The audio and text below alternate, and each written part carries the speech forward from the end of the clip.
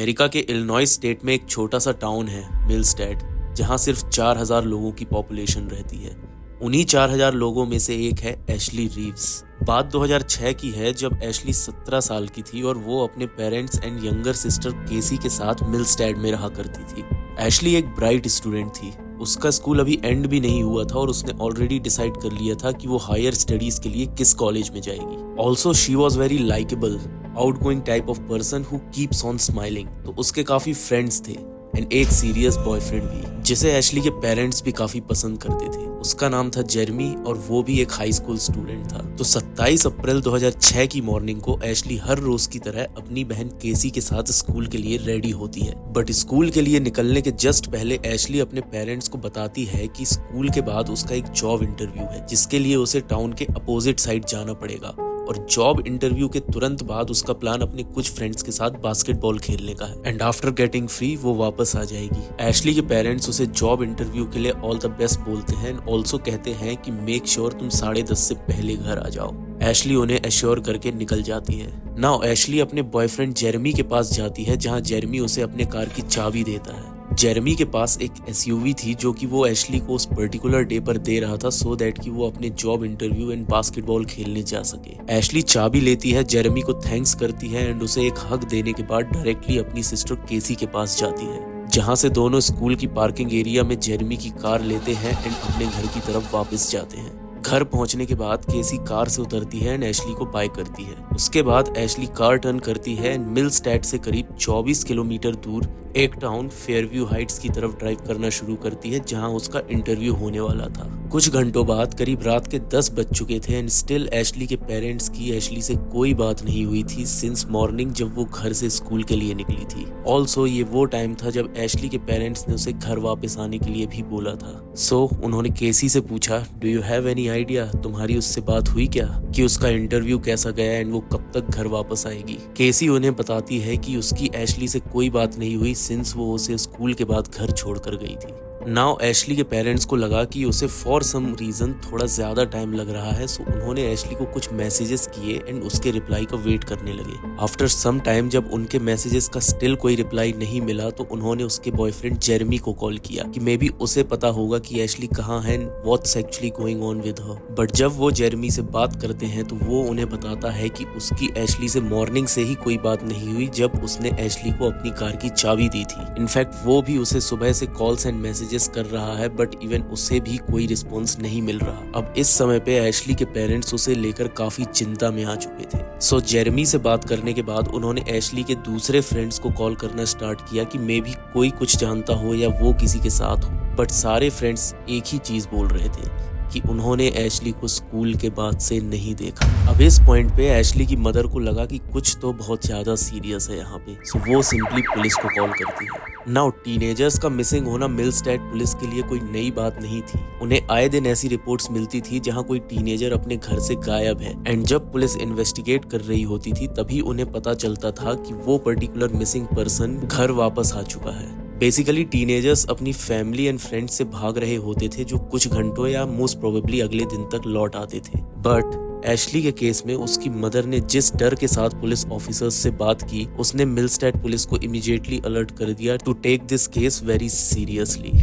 Phone call के तुरंत बाद पुलिस जेरमी की एसयूवी ढूंढने निकल जाती है जो उसने एशली को उस दिन यूज करने के लिए दी थी। कार को सर्च करने के लिए पुलिस सबसे पहले लैडरमैन पार्क जाती है जो कि मिलस्टेड का एक काफी पॉपुलर पार्क था एंड वहाँ एक बास्केटबॉल कोर्ट भी था जिसमें बच्चे अक्सर खेलने जाया करते थे एंड एशली भी उस पार्क की एक फ्रीक्वेंट विजिटर थी। लैडरमैन पार्क मिलस्टेड एंड फेयरव्यू हाइट्स जहां एशली का इंटरव्यू था, इन दोनों जगहों के बीचों बीच था। पुलिस लैडरमैन पार्क पहुंचती है जहां उन्हें बिना किसी मेहनत मशक्कत के जेरमी की कार सामने खड़ी हुई दिखती है। बट एशली उस कार में नहीं थी, इनफैक्ट वो पूरे पार्क में कहीं नहीं थी। और जब पुलिस कार को चेक करती है तो कार में भी उन्हें कुछ खास नहीं मिलता है, जस्ट एशली के कुछ सामान एंड कुछ कपड़े, that's all they get. Police decide करती है कि वो पार्क को सर्च करेंगे एंड क्योंकि जेरमी की कार पार्क में ही थी सो उन्हें लगा कि मे बी सुबह तक उन्हें एशली का पता चल जाएगा। पुलिस को पार्क सर्च करते करते सुबह हो जाती है एंड स्टिल एशली का कोई पता नहीं। सो पुलिस को लगता है कि something criminal is definitely involved. Police interrogation start करती है, जिसके लिए वो सबसे पहले बुलाते हैं एशली के बॉयफ्रेंड जेरेमी को। इंटेरोगेशन के दौरान पुलिस नोटिस करती है कि जेरेमी खुद भी काफी ज्यादा कंसर्न था एशली के मिसिंग होने से। ऑल्सो उसके पास स्ट्रॉन्ग एलिबाई था कि वो किसी तरह से भी इसमें इन्वॉल्व नहीं है। बेसिकली वो काफी ओपनली बात कर रहा था हर चीज के बारे में। सो पुलिस उसे अपनी सस्पेक्ट लिस्ट से हटा देती है। इसके बाद पुलिस एक एक करके एशली के सारे फ्रेंड्स, फैमिली एंड रिलेटिव्स को पुलिस स्टेशन बुलाती है, इंटेरोगेशन स्टार्ट करती है, सो दैट उन्हें कहीं से कोई एक लीड मिले जिससे उन्हें पता चले कि आखिर एशली के साथ उस दिन लेडरमैन पार्क में क्या हुआ था। स्पेसिफिकली पुलिस ये जानना चाह रही थी कि जितने भी लोगों को वो इंटेरोगेट कर रहे हैं, कहीं उनमें से कोई झूठ या फिर कुछ छुपा तो नहीं रहा है। एंड यस, एशली के फ्रेंड्स में से कुछ ऐसे थे जो डेफिनेटली कुछ छुपा रहे थे। जैसे ही इंटेरोगेशन आगे बढ़ती है, एशली के वही कुछ फ्रेंड्स पुलिस को बताते हैं कि एक्चुअली एशली एक नहीं बल्कि 2 रोमांटिक रिलेशनशिप्स में थी। एक पब्लिक रिलेशनशिप जो कि जेरेमी के साथ था एंड एक सीक्रेट रिलेशनशिप। तो डिसअपीयरेंस वाले दिन जब एशली ने बोला कि वो स्कूल के बाद जॉब इंटरव्यू एंड बास्केटबॉल खेलने जाएगी, दैट वाज ऑल अ लाई। वो झूठ बोल रही थी एंड इन रियलिटी वो लेडरमैन पार्क सिर्फ अपने सीक्रेट बॉयफ्रेंड से मिलने जाने वाली थी।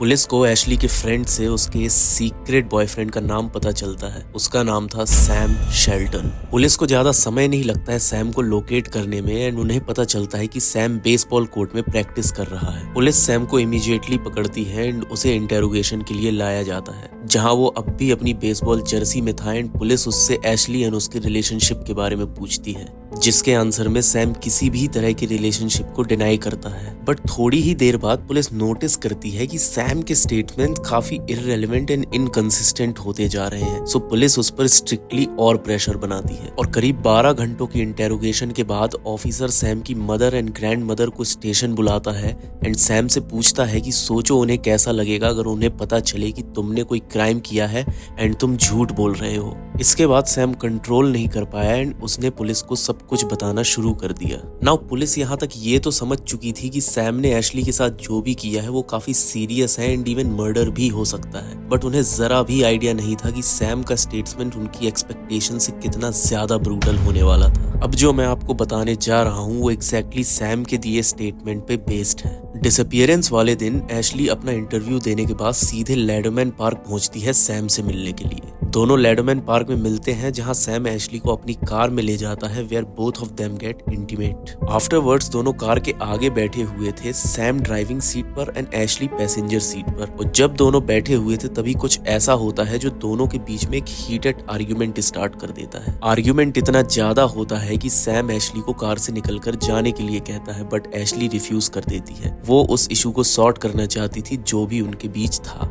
After a point of time Sam एकदम से एशली की तरफ झुककर एंड उसकी गर्दन पकड़कर चोक होल्ड पोजीशन में अपने हाथों के बीच में फंसा लेता है। नाउ सैम पुलिस को बताता है कि उसका प्लान एशली को चोक होल्ड से खींचकर कार से बाहर फेंकने का था, बट उसने एशली को नेक से इतना ज्यादा स्क्वीज किया कि उसे एशली के नेक से क्रैक साउंड सुनाई दिया। एशली का नेक ब्रेक हो चुका था। जैसे ही सैम ने ये क्रैक साउंड सुना, उसने एशली को वैसे ही छोड़ दिया। एशली आगे डैशबोर्ड की तरफ गिर जाती है एंड सैम कार विंडोज से अपने आसपास देखता है कि किसी ने उसे देखा तो नहीं। इसके बाद सैम एशली को बालों से पकड़कर उसे उठाता है टू मेक श्योर कि कहीं वो जिंदा तो नहीं।